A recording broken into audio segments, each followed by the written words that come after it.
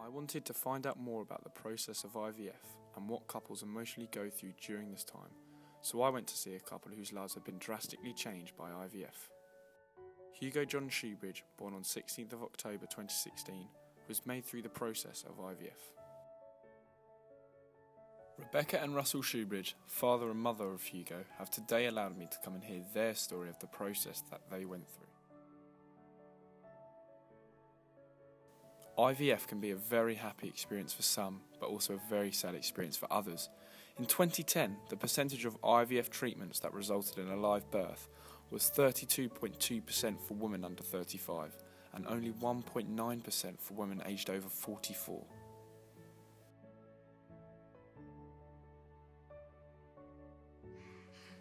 Say hello. Mummy's fine. Can you give Teddy a kiss?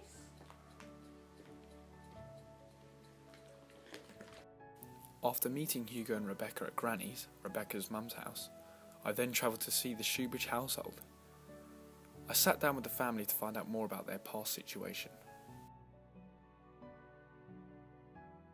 Well, I'd actually heard about it through other people that I'd known who had gone through it themselves, but I didn't really know the process and what you have to go through as a couple.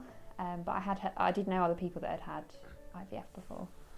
We were referred from our GP to another GP who was an IVF specialist or a fertility specialist, and we were in the meeting with her for about 5 minutes, and then she said, looked at our file and our situation and said, your best course of action is going to be IVF, and then she just started explaining exactly what that was, quite quickly. I always saw IVF as the last sort of chance. I assumed that maybe there'd be more steps we'd be able to take before we reached IVF. So I saw it as kind of a bit final, and if it didn't work then there wouldn't be any other options for us. But also I saw it as the first sort of kind of glimpse of hope to actually starting a family, which we hadn't had leading up to that.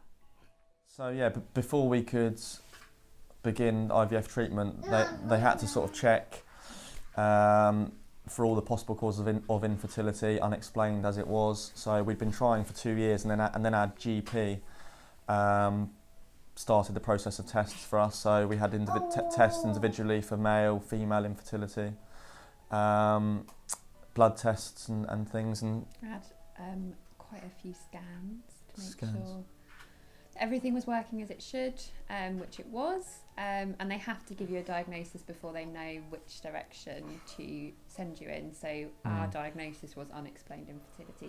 They never found a reason why we weren't able to get pregnant naturally.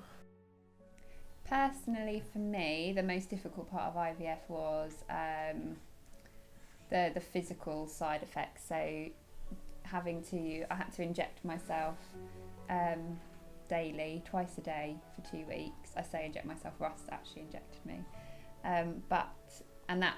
You're injecting yourselves with hormones twice a day, and it really makes you really tired, it makes you really irritable, it makes you feel really unwell, and there is no certainty that you're going to get pregnant. We were given a 30% chance that it would work for us, so that's always in the back of your mind.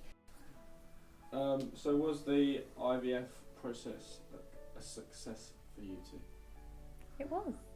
it was, yeah, first time. Like Becky said, they only give you like a 30% chance, but yeah, it was successful, and like you said earlier, it's about a 4-week process, and then you take the pregnancy test, and it was February The 13th, which was a Sunday morning.